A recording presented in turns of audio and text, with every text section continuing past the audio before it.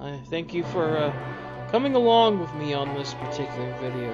This is going to be a doozy. This is a first for the channel to be reviewing a video game, but I feel like with the way that this game is, I need to put my 2 cents on it. I need to put my official thoughts on it. And as I have played the game from start to finish, I went through all the trials and tribulations, I have to put my 2 cents on the table there. The Last of Us 2, a game that I think everybody can say has become quite decisive amongst gamers and media in general. A lot of people have been comparing it to The Last Jedi, which it does have some similarities to a degree. A lot of people are not happy with some of the ways that the story goes, including me, and there's a few bits of the political message that just don't really work for anybody here. But I'll get more into that detail. I think to keep this video as short as I possibly can, maybe I will focus on just merely the story of this game, because this is where the main crux of all the problems with this game is. The gameplay is fine as it is, I know some people probably would have wanted a lot more innovation in comparison to the previous game. For me, I don't really care too much about it maybe, but that's just my personal preference. So we're just going to focus on the story beats, on what I believe just do not work out well. I think we'll just hit this, we'll just tackle this head on. The first thing I believe just did not work out is Joel's death. Now, I'm not saying that Joel should live, but I feel like his death should be handled in a more caring manner. There is the way that he is killed, it's like there just seems to be a lot of hoops that have to get done in order for this to happen. Because in this game, we have Abby, the one who does kill Joel. She's just trying to figure out how to get into Jackson, which is like this fortified town where Joel and Ellie and everybody is staying at. She's trying to find a way in, but, she gets attacked by infected, and then miraculously Joel saves her, and she eventually brings him and Tommy back to her little hideout with the rest of her crew that she brought over to kill Joel. And just not even thinking about it, it's like it's just a massive big hint of coincidences. It's just so much plot convenience in this in order to get Joel and Abby in the same room. And then it's how Tommy and Joel act, they tell each other what they tell these people that they don't know about their names, where they're hiding out at, everything, all this stuff, and it's like when you put them in a comparison with the previous game with Joel, who is no saint, sure. Because he's done his fair share of the shady and the most fucked up. So, he's mistrusting. He doesn't trust anybody, he's always a little more skeptical of people. While I could understand maybe he might, I just don't think he would let his guard down personally.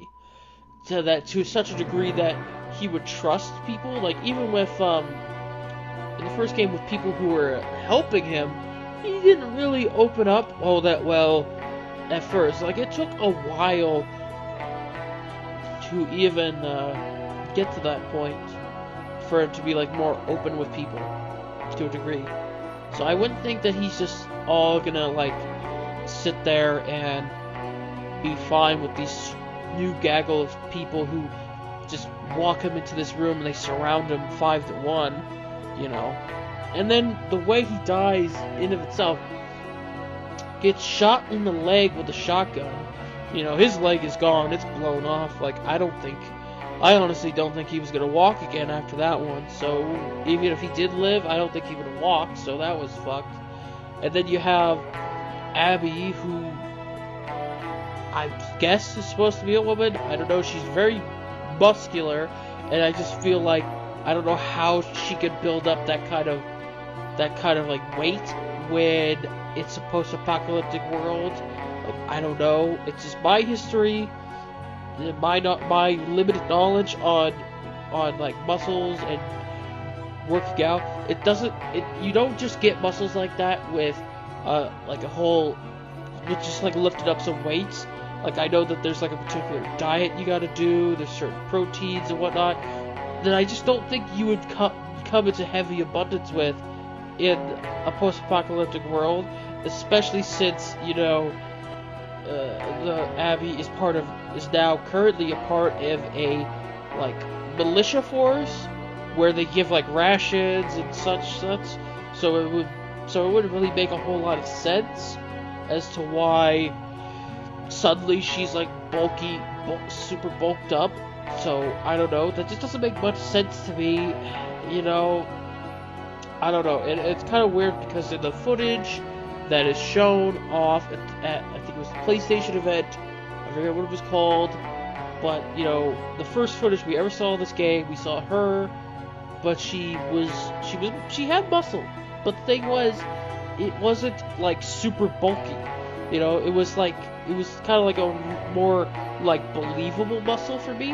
That's just my thought on it. But anywho, but yeah, Joel dies by Abby beating him to death with a golf club as Ellie is there watching and screaming for her to stop. And when she does kill him, you know, Ellie is screaming, "I'm going to fucking kill you. You're going to fucking die." Like, she's just saying this, and regardless of this, Abby lets Tommy and Ellie live, despite the fact that you just killed the guy's brother, and you saw this new kid pop up who's like straight up declaring how she's going to kill you all, yet you decide to let them both live. That's kind of stupid. I mean, I get that, like, it would be kind of ridiculous for the characters to die all at once, but, like, logically, you would have to assume, look, I can't let them live. They'll come after me. This was the thing that was addressed in the first game with Joel killing Marlene. He even says it. He goes, "You just come after us," and he kills her right then and there. I mean, it just doesn't make much sense. But yeah, now we get this clear-cut thing of revenge, yada yada. Ellie goes off after Abby and everything. You know, because Tommy's already got a head start on her, and, you know, they start knocking off various members of that collective group that killed Joel, and then Abby shows up again, and is like, and beats the ever-loving piss out of Ellie, which I hate that you have to play as Abby, beating up a beloved character like this, because it just doesn't feel good. It just feels horrible, and I do not fucking care if Neil Druckmann was like trying to make that intentional. That's just not right. That's not right. You don't do that kind of thing. That's manipulative. In fact, the whole game is manipulative to a degree. You know, but I'll go on to it later. You know, like, Abby beats the ever-loving hell out of Ellie, and then just tells her, don't ever let me see you again. She lets them all go again. And it's just like, why did you do this twice? You already learned this lesson the first time. Okay, you let them go, and now most of your friends are dead. I mean, even though you don't really care too much about them, you know, they're all dead. Like, one by one. You know, and then, but you let them go, and it doesn't make much sense. You know? But yeah, after that, Ellie decides to just give up on the revenge thing. for a bit. She's got a little family now, everything's good, but then as soon as the lead pops up with Abby, she rushes out there for the first chance to go get it. But after she confronts Abby and is almost ready to kill her, it's a brutal fight. Ellie loses her fingers as a result, and is about to drown Abby, but then some flashback of Joel makes her go, nah, I'll let her live. And it doesn't make sense. It makes no sense. It's like, this is the woman that killed your father figure. This is the one that brutally beat the ever-loving crap out of your girlfriend. The one who shot your friend in the face, and brutally kicked the ever-loving crap out of you. Like, why are you letting this person go? Like, why? And it just, yeah. But yeah, she lets her go, and then she goes home to her house, and everybody's gone. Her little new family's gone, and Ellie is left there, broken and alone with nothing. She can no longer play the guitar, which was a main thing of the story, because it was one of the final things Joel taught her how to do. So therefore, she loses her final connection to her father figure. She loses her family, and she just wanders off into the wind with no idea what to do. And that's the summary of the story, just more or less. Now I'm going to get into more of the details of why it's manipulative. When you look at this in comparison between the two characters you play as Abby and Ellie, you're going to notice a distinct favoritism to them. With Ellie, you're playing straightforward, I'm going to kill every one of these guys, one by one, Punisher style. Okay? In this game, you're forced to do a lot of things.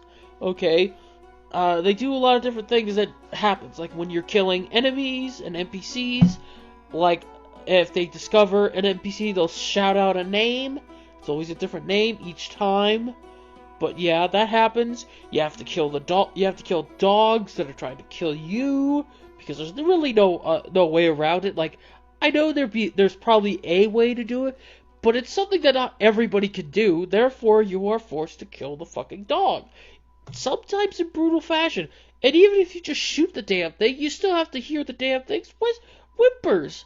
I like dogs. I don't want to have to kill the dogs, but video games have taught me one thing. The fucking dog is going to try to kill me. I will not allow that to happen. We are programmed with this for years of video game experience. We don't like that we have to kill the dog, but we know that we have to, otherwise we will die. And then Ellie kills a pregnant woman in this game, because she's one of the people that kills Joel, and after she finds out she's pregnant, Ellie has a full-on breakdown, which is understandable. Like, Ellie goes through some serious trauma, and I can understand this. I think this is reasonable, it shows a good take of how these kind of events would impact a person. So that's good there. But then you get to Abby's section. Abby don't have to kill the dog. She get to play with the doggies multiple times. She get to pet the doggies. She get to play fetch with the doggies. She gets all the cooler weapons. She gets pipe bombs. She gets a machine gun. She gets a crossbow. A crossbow? What the fuck? I get to play as Daryl? What the fuck? And she gets a boss fight with a weird new type of infected. She gets the cool boss fight? What the hell?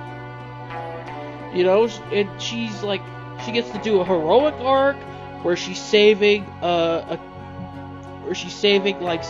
this kid from fucking transphobic, scary Amish cult thing, and I will touch on that one a little bit.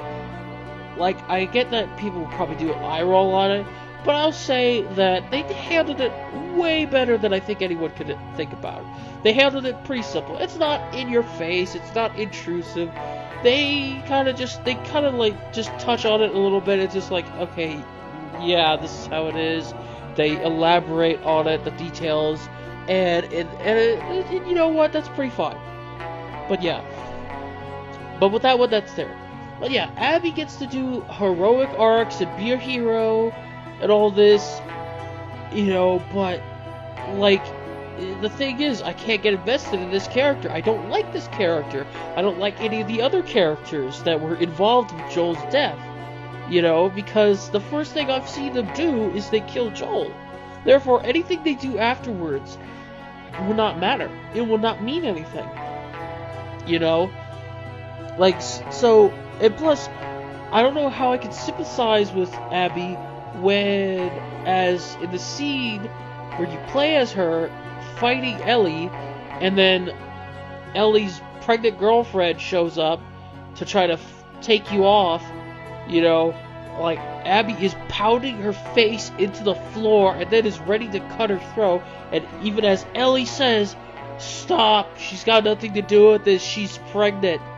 You know what Abby says? Good. She says good. She relishes the thought of it. She's ready. She's like, ooh, yeah, I'ma kill this bitch right in front of you. I'll kill her. I'll kill the little baby. I'll do it right in front of your eyes. And we're supposed to sympathize with this person? This person who gets everything handed to them on a silver platter? And they even get to ride off into the sunset. They get a new little brother as a result with Lev. They get to go off and be with the other Fireflies. You know, meanwhile, Ellie loses literally fucking everything. She loses her girlfriend. She loses the baby, you know, that she was helping to raise. She loses her friend. She loses Joel. You know, she loses her fingers, her ability to play the guitar. You know, all these things. And it doesn't work. It's clear where the bias goes in this. That Neil Druckmann was trying to get people to like Abby more. But the problem is, when the first thing this character does is kill off a well-established character in the first hour or first 2 hours of the game, you know, it just doesn't work. It really doesn't. And then the realization you're gonna have to play as her for half of the game, you know, doing like flashbacks within flashbacks and all this stuff. But it's like you can't get invested in the story. There are elements in her chapters which are interesting. The militia group she's a part of, the cult that the militia is fighting. The character of Lev, you know, that's an interesting story that could have been well executed in a different game, in a different like chapter, like if it was in its own game, perhaps. But the problem is, it is tied into the Abby side, and Abby is the one that kills Joel. Therefore, we have lost all interest in this character. We cannot be invested in this character. Even if she gets all the cool weapons, even if she gets to play with the doggies and shit, you know, we can't do that. We cannot sympathize with this character. No amount of heroic good deeds will ever make us forgive her for what she's done. You know, we are not like Ellie in this story. We do not let these grudges go. And yeah, the story is a complete mess overall. That's all I can really say. And I could go on for hours and hours about this, but I understand that people don't have the time for that. They really don't. So I'm going to keep this as short as I humanly possible. At least I'm going to talk about one tweak I think they could have done concerning Joel's death. Joel did not need to go out like that. Joel could have gone out in the same vein as Arthur Morgan in Red Dead Redemption 2. And that did a much better thing with story and revenge and the futility of it. And that's like what they're trying to go with the theme. It's like that revenge is a futile thing. But yeah, I feel like Joel should have died protecting Ellie in some shape or form. Should have been saving her from a bunch of infected, holding off the line in order for her to escape, or maybe even fighting Abby off. At least let him fight to the end instead of just getting ambushed and killed off like a chump. I want him to go out fighting, go out swinging. But he's not given that due. And as a result, the game fails as a result. But yeah, that's just how it is. The game is draining. The story just destroys you. Once you get to the Abby sections, you really are just stuck. You're screwed. Because you can't get invested in the character. You're not interested. You want to speed up the process. You're compelled to skip cutscenes because you don't want to do it. You see all these things that occur, and it's just like, I don't want to do this. And I just feel like this was just not a good story. Now, playing the game on just a gameplay standpoint, it's fine. As I said, but it's the story that really just drags, and it's just not good at all. But yeah, what are your thoughts on The Last of Us? Have you seen any cutscenes about it? I'm not going to ask if you try to buy it, because I know there are smarter people who just avoided this as soon as those leaks came out, and just did not want to try it. So, have you seen the story? Have you seen any cutscenes? Have you ever expressed any interest in this game at all?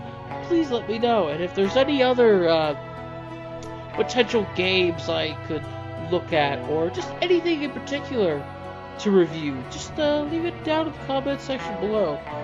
I'd like to thank you all for listening to me ramble on about this. Thank you all for coming along, and I hope to see you all in the next video. Goodbye.